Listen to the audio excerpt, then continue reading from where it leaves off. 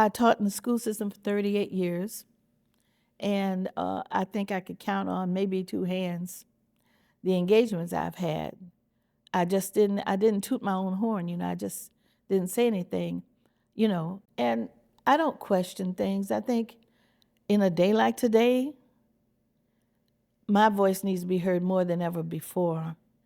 I was, and when I speak, every time I spoke, I had no problem keeping the attention of the children. They all, they all paid attention. They were all always attentive. Children and adults, when they hear my story, when they hear what I went through and how I came out, they liked what they heard, and nobody was offended at all. They wanted to know, and especially the children, because the children were, instead of being embarrassed and our feelings are hurt because you're talking about our ancestors or our forefathers or my great-great-grandfather maybe, they said, we're so glad that we're not like that. We don't, these are, children of all races, not just white, black, Indian, different.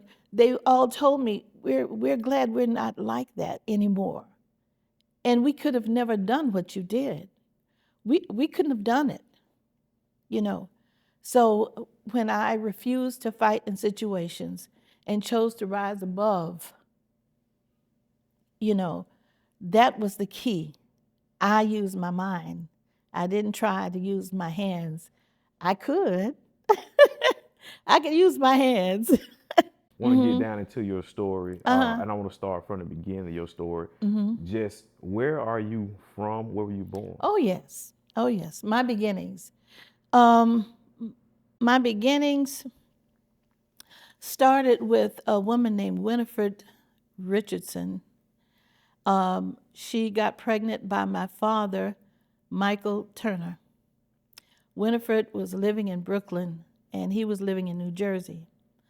And the relationship was really rocky and really abusive, and she chose not to have an abortion. She didn't want to get an abortion because women were dying from abortions back then. She had 2 older children, and her lifestyle wasn't all that good either. She was not stable, and she really didn't have the means. So she gave me up. Edna Burton and Ulysses Burton owned the funeral home in Sandford, Florida. So word got to Edna Burton that there was a lady in New York who wanted to give up her baby. See, this is not through an agency, just a person who knew the Burtons in Florida. And the Burtons owned the funeral home, so they had the means to do that. So the Burtons adopted me and brought me to Florida. And Edna Burton, who adopted me, she died. She died when I was 5 years old. Between the age of 5 through 8, I'm assuming you had already started elementary school? Yeah, I started elementary school at Hopper Elementary. Oh, yeah? Yeah. I went to What type Hopper. of student were you? Were you a bad student? Were you a I good was student? no, I had to make good grades, and I only had my dad, right? So there was no pressure on me.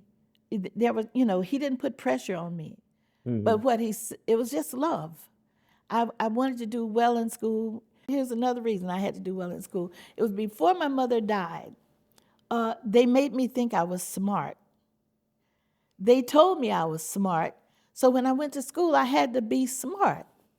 So one day they had this old typewriter and at the dining room table. So I got to the dining room table and I just started. So I had to have been like 4 years old. I'm just typing away. I'm just hitting the keys.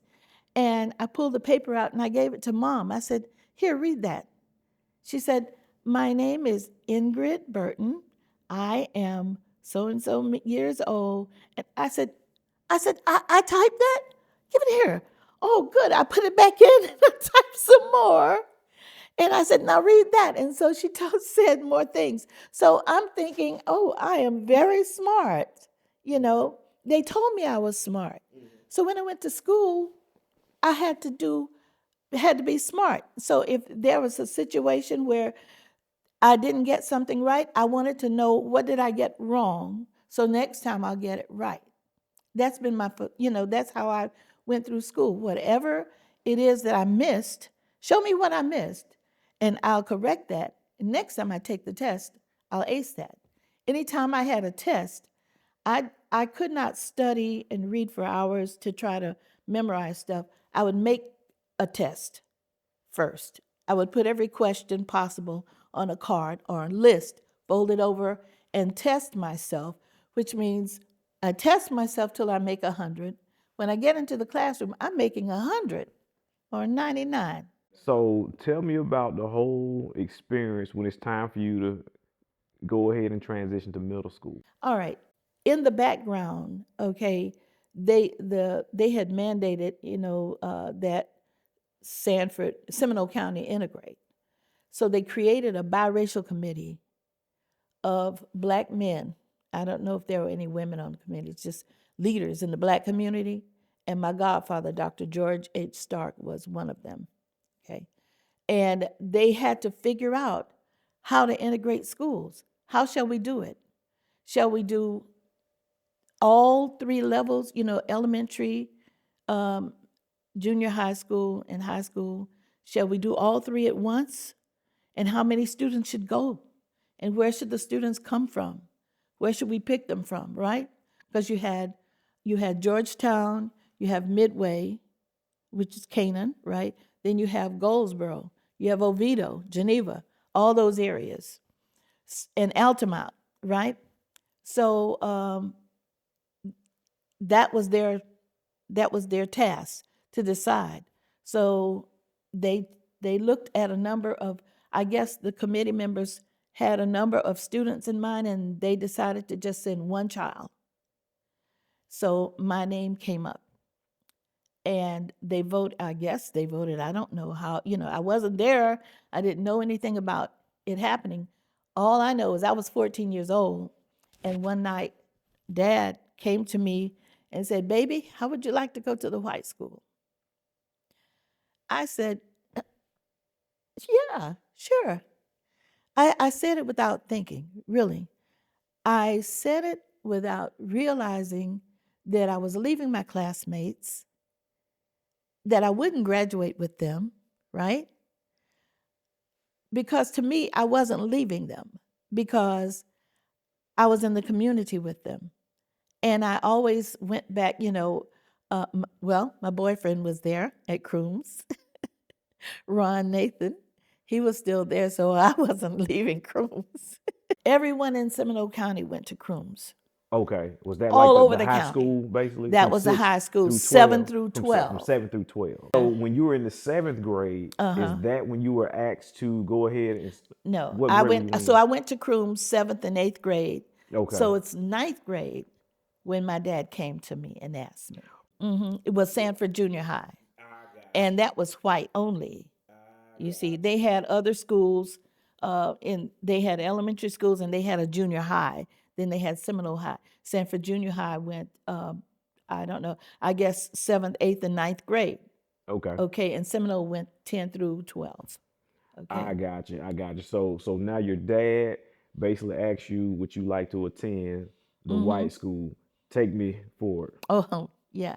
I said yes. I was always curious because I didn't understand why we were considered less than white people. I didn't know why. I didn't understand why we couldn't go to the restaurants, we couldn't use the restrooms, we couldn't stay in the hotel. And also, there was this message that I received through my environment that I was less than white children. I guess it was just me. I said, well, there's no way I could be as smart as a white kid. I'm black. I needed an adjustment, I guess. I guess that's why God allowed me to do that, to see on the other side. And I was curious as to why, because I did well in school. So why is it that I do so well in school, but I'm not as good as the white kids? Maybe it's not as smart. implied socially. Sometimes things are I not think it actually was said. socially implied. Yes, it was Because you did socially. have the blacks only and the colors only bathrooms back then, or whites Yes, only we bathrooms did. like that. Was that the norm to you, or did you always feel some kind of way about that? It was no, actually, to be honest, segregation, being segregated for the children, if the parents protected us, we were fine. We were fine being segregated. It was no problem. It was a norm and okay. It was okay. You know, it was okay. I just wondered why. So when it came to class, being in an all black class, we competed against each other. There were black kids smarter than me. I mean, Henry Sweet was one of the smartest students in our class, and he and I competed with each other. I mean, competing with my own kind, that was cool, and that's the way we did. So, but still, how could I be so smart and not be smart as the white kids? Back in those days, we didn't get the books that we didn't get new books every year and stuff like that. We always got hand me down. We got secondhand books after the white schools finished. We got old books. We never got new materials. So that's the way that was. So I was curious about it, and I had always crossed the line.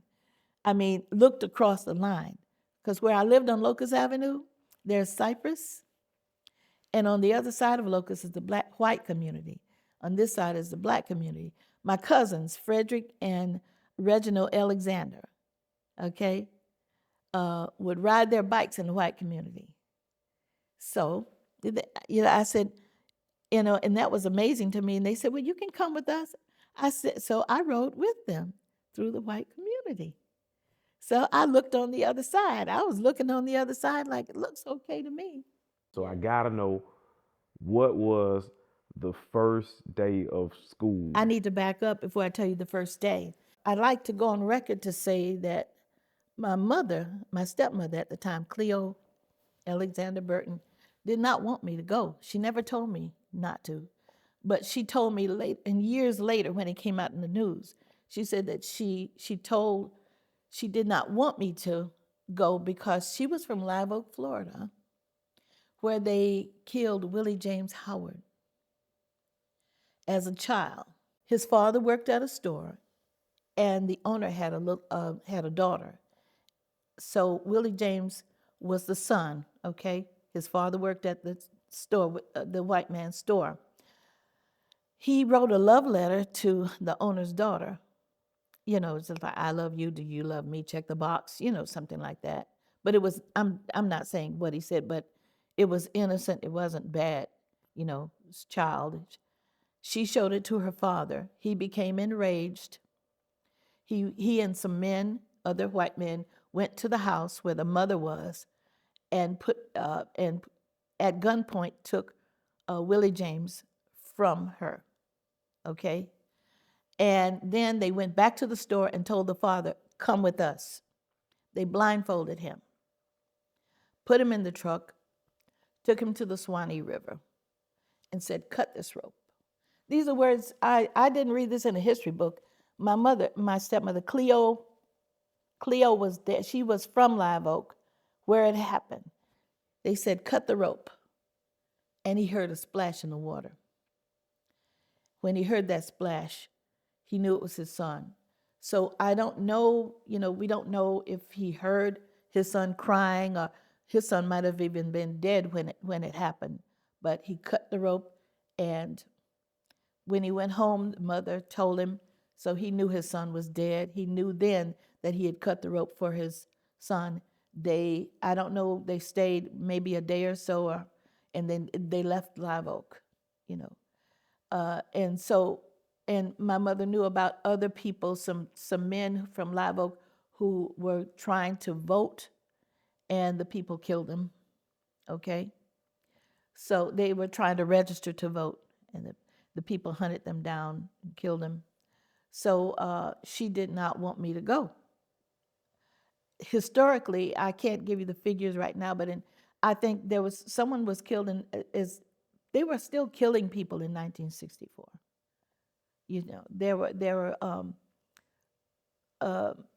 There were atrocities, And, you know, the civil rights movement did not last decades. It was just a few years. It was just a few years. In the space of those years, the first three, when, you know, remember the summer when they were going to have the summer with all of the volunteers coming down to the South to register people to vote, and they had whites, blacks, and Jew, you know, all ethnicities coming to work to Mississippi. Well, the first three they sent, they never heard from again. And they later found their bodies, 2 white men and the black man. So see, I can't give you all this right now because I didn't get my notes together. But this is, I became aware of Black history after becoming Black history. And actually, I didn't even know what I was doing. I just was a curious kid. Was there anxiety the night before? No. Matter of fact, no. Every day went the same. I just prepared. I really didn't have a problem, how kids hate to leave one school and go to another and all like that. I didn't have a problem with that because I in my mind, I kept my connection with my friends and my classmates. I never disconnected from Crooms mentally. And so they all knew where I stood. So I was just going to see what was going on. And the night before, I received a phone call from a white lady who told me not to go to the school.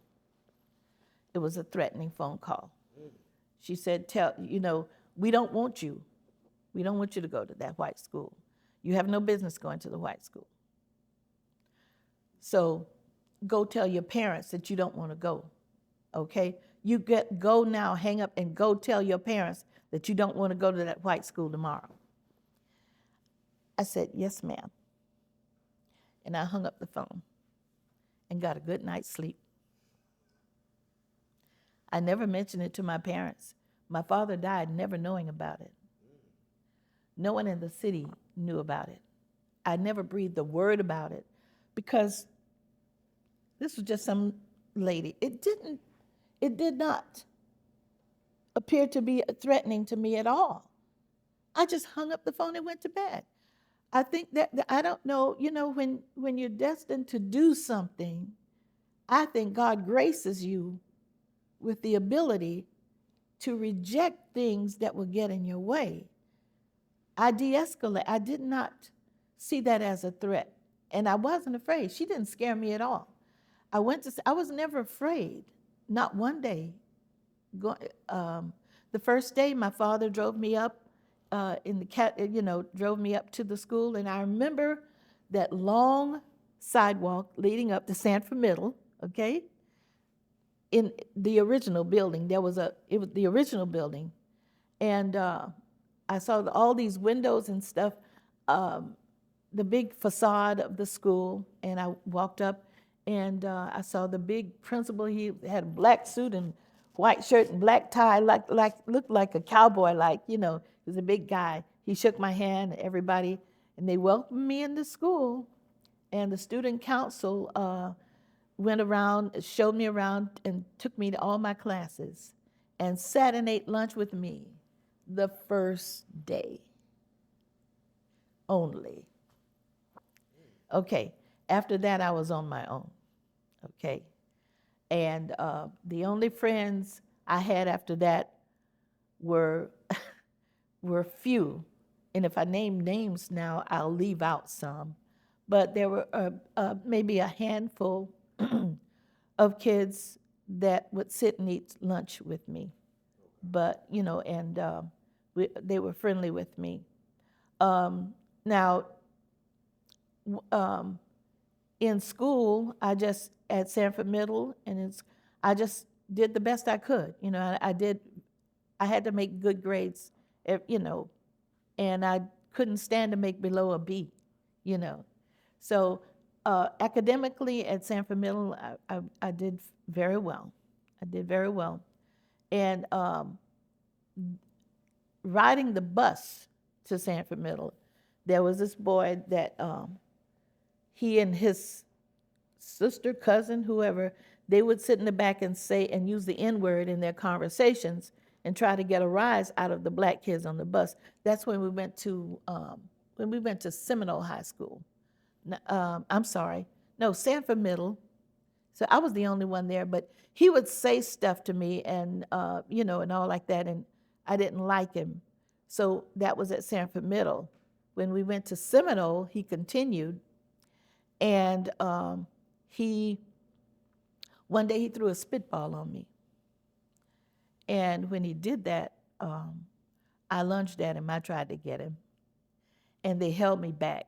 We were getting ready to go to school. So when we drove to school, the bus driver, the white bus driver, let everyone off and kept me there on the bus and told me, don't ever let them bring you down. She said, he is a loser. His family's dysfunctional. He will never be anything more than likely. You have a bright future ahead. Never let them bring you down to their level. Always rise above their level. That's what she told me. I sat there and tears rolling down my face, and I just kept repeating, ignorance is bliss. Ignorance is bliss. Ignorance is bliss. Ignorant people are blissfully happy. Ignorant people hate you for no reason, and they're happy about it. Ignorant people who don't consider, they don't know your background. They don't know what your day was like. They don't know why you come to work. They don't know what burdens are upon you. If you're not trying to consider that other person may have had a hard time, a hard day, a hard life.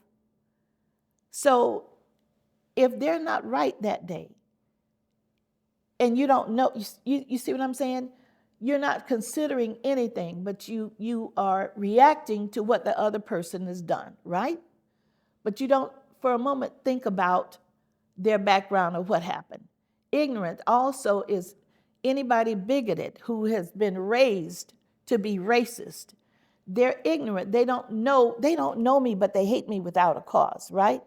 And they're happy about it,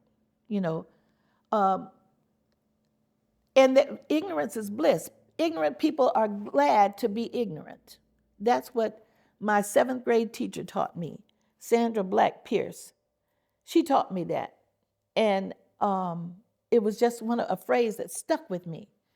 And I cried because I was no longer ignorant. She told me about his situation. I wanted to hate that boy, but I had a job to do. I cried, my flesh cried, because I wanted to hate that boy. And I said, I wanted to hate him, and I couldn't.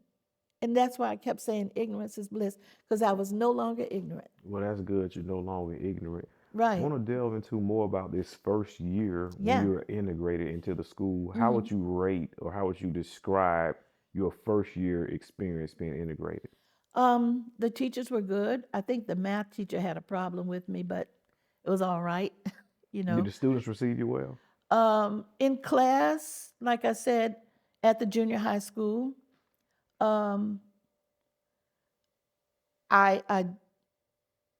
everything was fine. There were no teachers, no remarkable gestures, except one teacher, Miss Westgate. She told me, if you ever feel uncomfortable, you come back to my class. My class is a safe place for you. And I did, in the first year, I actually realized that I was able to compete with all the other students, that I was not dumber than the other kids. That was when my eyes came open to the fact that I'm actually a smart kid and I can compete with white, and I'm not inferior to white children. Were you the only black at the school this time? I was the only, that first year. That first year you was the only black. In Sandford Middle. So were typically outside of school in the community, bathrooms were segregated, whites only, blacks only. Right, they were. What was that experience like while you was on campus in school that first year? There was no problem. No segregated bathrooms? No. No segregated water fountains? No. not when I integrated. So It was were you all, treated as if you were just a common student, or you were treated as though you was a black I student? was treated as a common student there as far as privileges. No one denied me any privileges, you know. So now, after this first year, you can do a comparison of what it's like to be in the white school versus the black school. Tell me that comparison. Well, the when I went from the junior high school to the senior high school, that's and I still had those privileges, but there was, I need to mention, when it came to certain things, I was not uh, privileged to do those things. They had a club called the Future Teachers of America. You know, at Crooms, you had all these nice clubs that you can participate in, and I was looking forward to being in those. But when I left Crooms, I couldn't.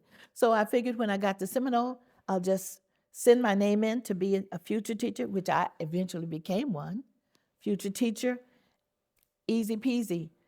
They denied me. They would not allow me to join a club. I'm 15 years old, and Future Teachers of America would not allow me to join their club. Okay, in the classrooms, um, teachers did not, um, uh, teachers treated me, you know, equally as the other students. I remember one teacher in particular, Mr. John Colbert, became like a godfather to me, and he was very nice, but he taught me typing, and he encouraged me because I was really fast in typing, and then Coach Blythe was my English teacher, and he was very encouraging whenever I did my work.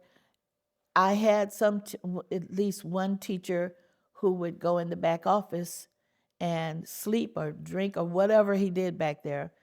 It was a biology class. And the white boys in the class would say nasty stuff to me and throw things at me, throw things at my back, you know, and pester me. The girls sat over to the side, and I sat by myself, and the guys around me heckled me, okay? That happened in my biology class, which, you know, they threw something on my desk and I just threw it away. I wasn't afraid of them. I just thought they were so ignorant. I just ignored them because I was bored in that class, you know. Every class was different, you know. I mean, I took Latin, I took English, I took, you know, psychology. Psychology was the best class. He eventually got fired, though, because he was too liberal. He really was. He had parties at his house and let the kids drink beer. So, Mm. so he had to go. Sound like y'all had some fun too, We huh? had fun that year. Yeah, he was cool, but he was really a bit too cool. He didn't Okay. last at the school. What got me curious, being that you've now been attending the white school and fully submerged in that education Yeah. process with the white school, do you have any painful memories? Well, like I say, yes. Oh yeah. Basically, yeah, a few memories. One in particular was when I was walking home from school. Uh, for some reason, I walked home. My parents, you know, walking from Seminole to Georgetown, but I think I was walking to Goldsboro to my music lesson. I don't know what the deal was, but I was walking, and a car went by, and they threw a drink on me, and I realized that there were boys in the car, and I remembered the color of the car. So the next day I went to school and I told the principal about it and described the car. When they looked for the car, they saw that it belonged to some guys on the basketball team. So they called me out of class and they said, Miss Burton, we found out that the ones who threw the drink on you were members of the basketball team. And they say it was an accident. Okay. All right. if you're driving by and you throw a drink on a girl, there's a long road and I'm the only one out there. Mm-hmm. So they could have thrown it. Why did they need to throw a drink out? You know what I mean? Mm-hmm. So anyway, they thought it was be fun to just throw the drink on me, I guess. So he said it was an accident. And now imagine I don't remember the age I was when this happened, but it probably the first year, I was 15. So the whole basketball team is lined around the conference room and the administrators or guidance counselors, whoever was in there. Mm-hmm. And they said, this is our basketball whole team. And as punishment, if you say so, they cannot go to districts. So they were asking a little black girl to punish me to decide their punishment instead of them deciding the punishment. Mm-hmm. Because for me to decide the punishment, they would be clear, and then when the lynch mob came, they would come for me. Right. All the parents would come for me, right, not for them. Mm-hmm. I said, yeah, they can go. Of course. I said, they can go. I just said, just leave me in peace. I just want to be in peace. Mind my own business. You guys go your way and I'll be fine. And I got out of there. And I never told that to my parents. My parents didn't know about that situation. My friends at Crooms didn't know about it. Had they known about it, I thought about this last year. Had my friends at Crooms known about it, there would have been a riot at the school. So let's talk about it then, because even though you were at the white school, yeah, basically you still kept in contact with your friends at the black school. Yes. Mm-hmm. So when you graduated at the white school and your black friends graduated at the black school, in your opinion, was there any type of benefit being that you graduated from the white versus the black school? I would have gotten as good an education at Crooms as I did at Seminole. Oh, yes. My English teacher taught me all the English I needed to know. The vocabulary I had that same vocabulary at Seminole. I was good with English, So everything I learned at Crooms, 9th grade, transferred, from first grade on up, transferred to when I went to Sandford Junior High and Seminole. I was not deficient in anything but maybe math. I wasn't So that in cool. terms of the actual academia and teaching level and criteria and the experience and the skillfulness of the educators, the teachers, would you say that the black school was just as good as the white school? Yes, it was. It was. Was it deficient? No, it wasn't. Really? No, it wasn't. No, it was not. Or I was a product of the black school, and I held my own. I was a type of student that would study and any challenges, but it wasn't harder there at all. There's a school of thought that integration ultimately started the demise and the destruction of the black community as far as unity. What is your take on that? Integration had to happen if we were going to level the playing field and be able to vote, to be able to get a higher education, to be able to get degrees that we wanted. Like in the movie The Help, the one young lady had to fight to become an engineer. They didn't want to allow her to study to become an engineer because of segregation. So integration had to happen to allow us to acquire these things, but it was at a cost. It was at a cost. We were good the way we were, but there was only so far we could go because white society held other opportunities that we didn't have. They had the money, they had the influence. For us politically, I mean, the advances, with good politicians, we had to get in the political field. We had to get educators, equal pay and better pay to have a better life. because we had black teachers, and black teachers were not getting paid what the white teachers were getting paid. That's why Harry T. Moore was killed. Harry T. Moore was the first grade teacher of my stepmother, Cleo Burton. She knew him, and he and his wife, Harriet, lived in Florida, and they were in Mims, Florida, where they have a museum dedicated to him because the Ku Klux Klan planted a bomb under his house in 1951. They bombed his house, and they killed him and Harriet. And my stepmother said that when it happened, she felt it. It woke her up. She was in Sandford. The bomb went off in Mims. Somehow those vibrations got to her. She woke up the next day and she knew that something had happened. And she walked down the street to Burton's funeral home. My parents were still alive. I was 1 year old, or like I was 6 months, because it happened at Christmas 1951. I was 6 months old. The Burtons had adopted me. The Burtons' funeral home. She walked down to the funeral home and she said, what happened? They said they bombed Harry T. Moore last night. His body is inside. So the Burtons had the body of Harry T. Moore.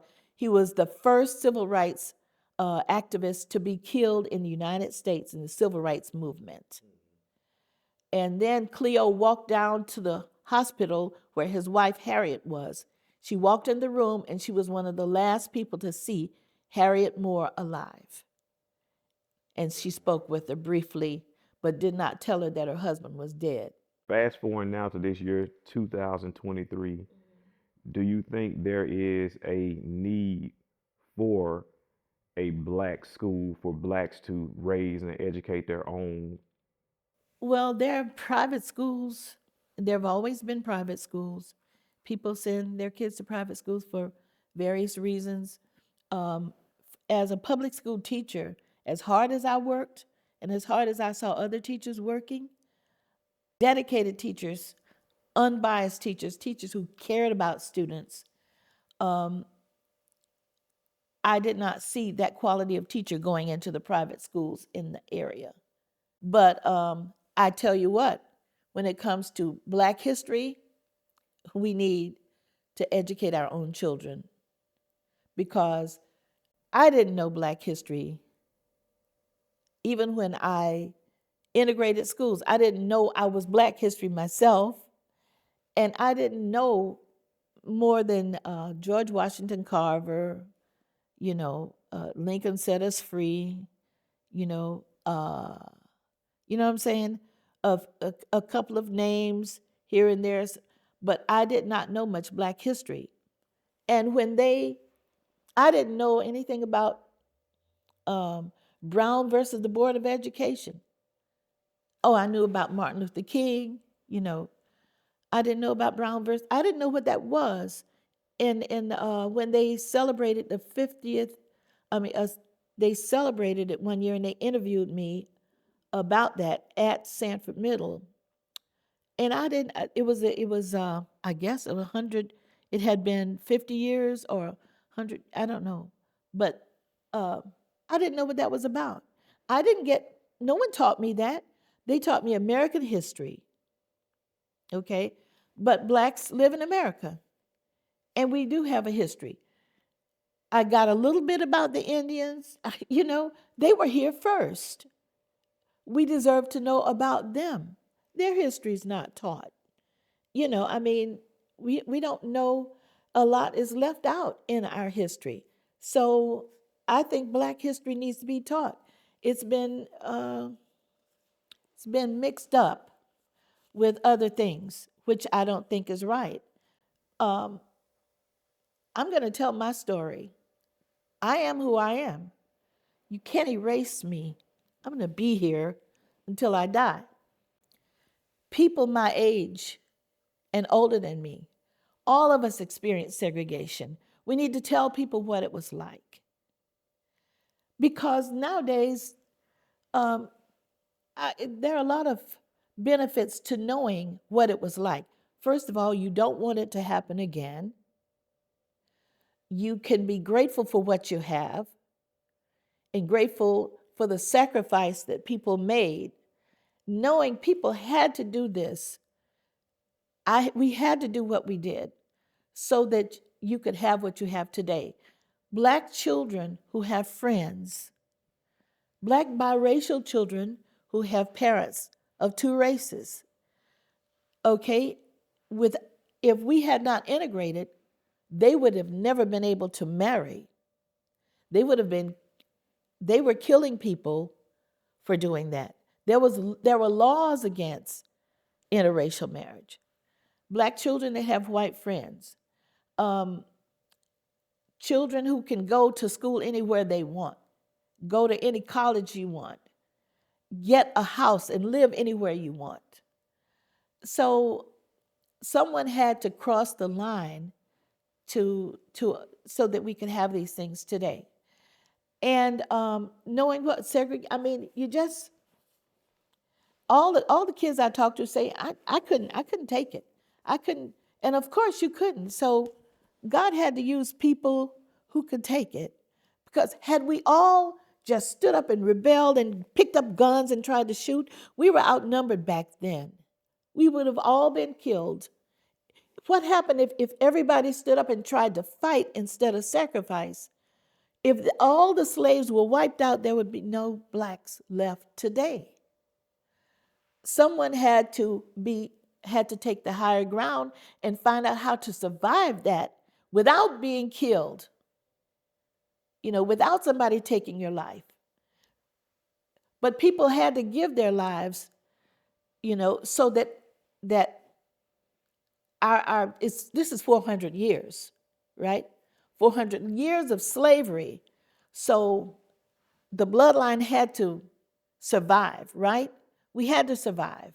So you had to sacrifice, and you had to do things so that your children.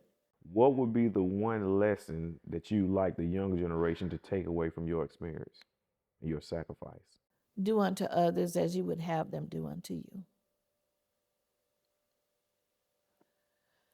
In everything I did, I treated everybody the way I wanted to be treated. So if everyone treated each other the way they want to be treated, they wouldn't kill each other, they wouldn't spit on each other, they wouldn't belittle each other, they would esteem others probably more highly than themselves. They would empathize with others. They would be considerate. They would be generous. They would be loyal. They would be dependable. They would be responsible. Do unto whatever you want. And that's the advice. And be proud of who you are. Not for one day apologize for your skin color, the color of your parent, the ethnicity of your parents, whether they're black, white, or mixed. Don't apologize for your hair, skin, nothing. You are who you are. You were made that way. Don't apologize for it. Just live. And you're on an equal level with anybody else. And treat everybody the way you want to be treated. And appreciate sacrifices that others have made. Honor your parents. I think it's the time and place for me to speak out. And also, when they put my name on the building last year, Black people approached the school board time and time again until they got the school board to approve. They wanted a school named after me, but the school board said that I could have a building named after me. I wasn't present. I didn't know anything. My friends in the community, the leaders that knew me, said, "We're going to get a school named after you." I said, "You integrated schools. You deserve a school." I said, "Okay, all right, that would be nice, but listen, Ingrid, we're going to do it." I said, "Okay." And finally, they told me that they were naming the building after me, and it blew my mind.